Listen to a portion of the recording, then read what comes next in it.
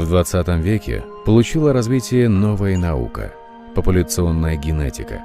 Она основана на том, что ДНК, передаваемые от родителей потомству, подвержены естественным мутациям. Эти мутации ученые классифицировали и разбили по группам, называемым гаплогруппами. Обнаружилось, что гаплогруппы хорошо коррелируют и дополняют расово-антропологические признаки. При этом оказалось, что мужская Y-хромосома передается исключительно по мужской линии, а митохондриальная ДНК исключительно по женской. Таким образом, отслеживая по ископаемым образцам Y-хромосомы и митохондриальной ДНК и сравнивая их с образцами живущих в настоящее время людей, можно определить пути миграции каждой человеческой популяции. Для нас особый интерес представляет гаплогруппа R1A, названная арийской, и гаплогруппа R1B, условно называемая западноевропейской, которые вместе с самой старой европейской гаплогруппой I сыграли исключительную роль в развитии человеческой цивилизации. Гаплогруппа R1A сегодня наиболее часто встречается в Восточной Европе, включая Россию, на Алтае и на территории Индии. У русских доля R1A составляет 48%, у поляков и шорцев 56%, у украинцев, алтайцев и пенджабцев 54%, у таджиков 53%, у белорусов 51%, у чехов 34%. Наибольшая доля R1A в процентах от общей численности этноса наблюдается среди киргизов – 63%. К древним народам с доминирующей гаплогруппой R1A в Европе относятся этруски, пелазги, русы, фризы, вандалы, венеты, анты, поляне, палабы, поляки, сербы. В Азии она преобладает у киммерийцев, скифов, сарматов, хазар, персов, индов, таджиков, киргизов, узбеков, усуни, динлинов и саков. В свою очередь носители гаплогруппы R1B преобладают в Западной Европе и Башкирии. Так в настоящее время у англичан, шотландцев, ирландцев и французов она достигает 90%, у испанцев и бельгийцев – 70%. Наименьшее количество носителей этой гаплогруппы среди жителей Западной и Северной Европы у норвежцев – всего 25%.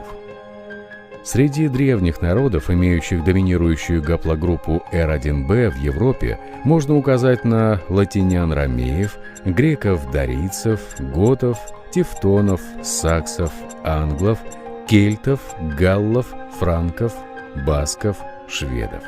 В Азии же это хатты, хетты, шумеры, гиксосы, хунну, тюрки, тахары, туркмены, булгары и нагайцы. Третья европейская гаплогруппа I наиболее часто встречается в Северной Европе и на Балканах. У хорватов и боснийцев ее 50%. У шведов, финнов, датчан и норвежцев 30%. У румын, венгров, болгар, албанцев и молдаван 20%. У немцев, англичан и эстонцев 15%. У французов 10%. На этой карте показаны миграции основных мужских гаплогрупп в период 60-20 тысяч лет до нашей эры. Исходя из имеющегося фактического материала, принято считать, что наш вид Homo sapiens появился около 160 тысяч лет назад в Восточной Африке. Около 90 тысяч лет назад Homo sapiens мигрировал из Африки на Аравийский полуостров, где в то время вместо пустыни была саванна. Далее человек стал расселяться на восток по побережью Индийского океана, но взрыв вулкана Тоба уничтожил большую часть человеческой популяции. Около 60 тысяч лет назад человек повторно начал расселение в нескольких направлениях. Из Восточной Африки на всю Африку в составе гаплогруппы Е. Через Аравийский полуостров в Индию и Индокитай монголоидной гаплогруппой С и индокитайской гаплогруппой D. Гаплогруппа С распространилась и на север, вплоть до Русской равнины, где около 37 тысяч лет назад была уничтожена вулканической катастрофой на Апеннинском полуострове, занимаемом Италией. Часть человеческой популяции переправилась с Аравийского полуострова в Междуречье, где образовалась гаплогруппа F, а оттуда в Европу и Азию с образованием новых гаплогрупп. Около 50 тысяч лет назад часть мигрантов, выделившись из гаплогруппы F, попала в Южную Европу в качестве кроманьонской гаплогруппы IJ с дальнейшим дроблением ее на европейскую I и арабо-семитскую J. Гаплогруппа I около 40 тысяч лет назад пришла и на русскую равнину. Эта миграция имела катастрофические последствия для европейских неандертальцев. Около 40-30 тысяч лет назад они были полностью уничтожены кроманьонцами. При продвижении из Междуречья на север к Южному Каспию из гаплогруппы F около 40 тысяч лет назад выделилась гаплогруппа К, которая стала родоначальницей для дравидов, ушедших в Индию гаплогруппой L, сибирских ненцев, эскимосов, чукчей, ушедших в Сибирь, и американских индейцев, перебравшихся из Сибири в Америку, с гаплогруппой Q, китайцев с гаплогруппой O, финно-угорских и некоторых тюркских народов с гаплогруппой N, и прапредков восточных славян, придарийских или борейских народов с гаплогруппой R1, ушедших в Южную Сибирь и частично на север в Гиперборею. Племенам бореев с Y гаплогруппой R1, пришедшим в Гиперборею из Южной Сибири, пришлось вдоль суровых гор Полярного и Северного Урала вернуться обратно в Южную Сибирь, где они разделились на две группы. Первая группа стала, собственно, ариями с Y гаплогруппой R1A, давшая жизнь индоариям, древним иранцам и половине народов, населяющих Среднерусскую равнину и Сибирь. Вторая группа с Y гаплогруппой R1b стала асами, давшими жизнь большинству народов Западной Европы. История всей нашей современной цивилизации – это история столкновения и борьбы этих двух народов с такими разными судьбами, хотя и бывшими родными братьями, но ставшими чуждыми друг другу. Бронзовый век – интереснейшая эпоха сибирской доистории.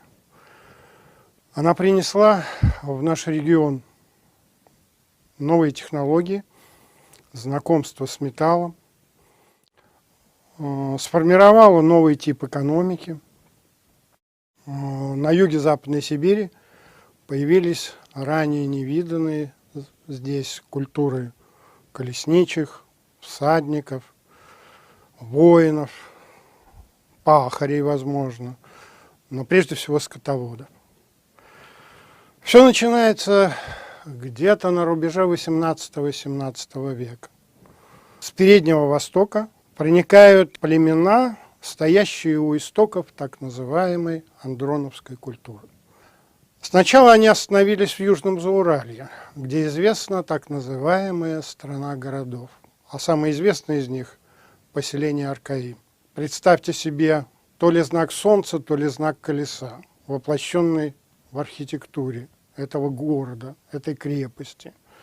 Колесничие и всадники, руководившие ранними андроновскими племенами, искали в Сибири пастбищ, поскольку они были скотоводами, и источников для своих металлообрабатывающих мастерских.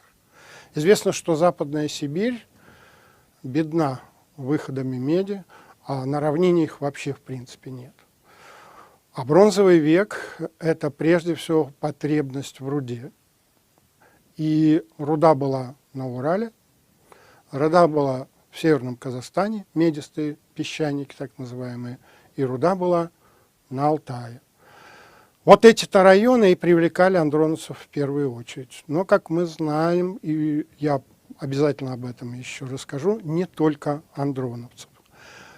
Как бы там ни было, они очень быстро поставили под свой контроль вот всю ту территорию, которая их интересовала, и совершили грандиознейший марш-бросок с запада на восток, форсировав Иртыш, перейдя Обь, и остановились только в Хакасской Минусинской котловине, где, собственно говоря, в 20-е годы и впервые была выделена андроновская культура Сергеем Александровичем Теплоуховым, экспедиции которого, кстати, стартовали из стен Томского государственного университета. Почему Аркаим такой известный памятник? Потому что он ассоциируется с индо-иранской прародиной, с первыми памятниками легендарных ариев.